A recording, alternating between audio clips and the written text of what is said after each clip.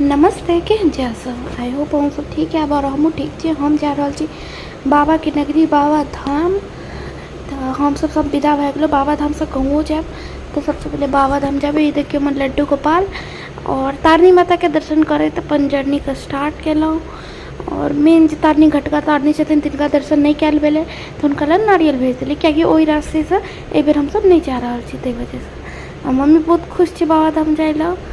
बाबा एहि बेर 3 साल से हर बेर यही टाइम में हमरा सबके बजाबै छथिन। और खाना पीना खा कऽ 3 घंटा हम सब जाम में फंस गेलहुँ।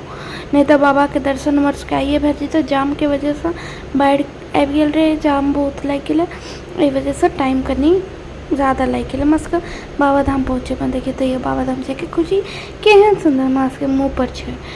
और देखियो पहाड़ सबके देख कर तो भाई मन ककरा नहीं करते फोटोशूट करे के।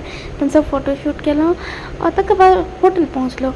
होटल पहुँचला के बाद वीडियो बहुत लंबा भए जेतै, ताहि दुआरे अगला वीडियो में